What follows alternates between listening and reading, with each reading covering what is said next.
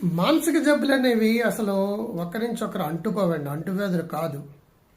కానీ ఒక సమస్యకి WHO వాళ్ళు 2023లో అది అంటువ్యాధిగా చాలా తీవ్రమైన సమస్యగా పరిగణించి అందరూ ఒళ్ళు దగ్గర పెట్టుకోమని చెప్పేసి హెచ్చరించారండి. అదేంటో తెలుసా? ఒంటరితనము. అందరిలో ఉండి ఒంటరిగా ఫీల్ అయ్యేవాళ్ళు కొంతమంది, భార్య భర్త దూరంగా ఉండి ఒంటరిగా ఫీల్ అయ్యేవాళ్ళు కొంతమంది, పిల్లలు చదువుల పేరుతో దూరంగా ఉండేవాళ్ళు ఒంటరిగా ఉండేవాళ్ళు కొంతమంది, పిల్లలు ఎక్కడికో ఎగిరిపోతే ఇంట్లో తల్లిదండ్రులు ఏమైనా సరే ఒంటరితనం అనేది చాలా తీవ్రమైందని చెప్పేసి ప్రపంచ ఆరోగ్య సంస్థ గుర్తించిందండి. అది చిన్న విషయంగా పట్టించుకోవద్దు.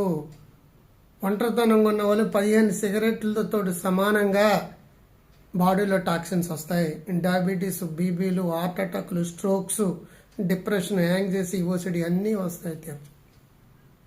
ఒంటరితనం అంటే మనుషులు ఎవరు లేకుండా ఉండే ఒకటే కాదండి, అందరిలో ఉండి కూడా ఒంటరితనంగా ఫీల్ అయ్యేవారు, అందరిలో ఉండి రూములోకి వెళ్ళిపోయి కూర్చున్న వాళ్ళు, అందరిలో ఉండి టీవీకి బందీ అయిపోయారు, అందరిలో ఉండి పొలాలు కౌలికి ఇచ్చేసి ఇంట్లోనే కూర్చుని 24 గంటలు టీవీలు చూస్తూ ఉన్న వాళ్ళు కూడా ఒంటరితనమే. చాలామంది పిల్లలు పెద్దవాళ్ళు అయిపోయారు, వాళ్ళు సంపాదిస్తున్నారు, వాళ్ళు మాకు డబ్బులు పంపుతున్నారు, పని పాట లేకుండా సెల్ ఫోన్లో టీవీలు చూసుకుంటూ, ఇంట్లో టీవీలు చూసుకుంటూ, వాట్సాప్లో రీల్ చూసుకుంటూ, ఇన్స్టాగ్రామ్లో రీల్ చూసుకుంటూ కూర్చుంటూ ఉండేవాళ్ళు కూడా ఒంటరితనమే. కుటుంబాలు దూరమై ఒంటరితనం, అందరిలో ఉండి కూడా ఒంటరితనం. ఇది చిన్న విషయం కాదు. 2023 నవంబర్లో WHO వాళ్ళు అందరికీ చాలా క్లియర్గా చెప్పారండి, ఒళ్ళు దగ్గర పెట్టుకోండి.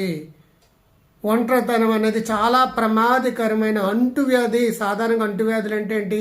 కరోనాలు, హెచ్ఐవీలు, అది అంటువ్యాధులు. ఇది అలా కాదండి. లోన్లీనెస్ అనేది, ఐసోలేషన్ అనేది పెద్ద అంటువ్యాధి, ఎపిడెమిక్ అని చెప్పేసి WHO వాళ్ళు చెప్పారు. ఇంత ప్రమాదకరమైనది బాంబు మన చేతిలో ఉంది, మనమే దాన్ని క్యారీ చేస్తున్నామండి. అది ఉందని ఎవరికీ తెలియదు. ఒక సిగరెట్ కాలితే తప్పు అనుకుంటాం, ఒక పెగ్గ తాగితేనే తప్పు అనుకుంటాం. 15 నుంచి 19 సిగరెట్లు కాలిస్తే ఎంత బ్యాడ్ బాడీలో ఉంటుందో అంత దారుణమైన అంటువ్యాధి అని చెప్పేసి WHO వాళ్ళు చెప్పారు. సో ఒంటరితనం వద్దండి, అందరితోటి కలవండి, అందరితోటి కబుర్లు చెప్పండి, అందరితోటి సంబంధాలు పెట్టుకోండి. ఏ మాత్రం కూడా డిజిటల్ అడిక్షన్ వద్దండి. ఉందిలే మంచి కాలం ముందు మందికి డాక్టర్ కాదు.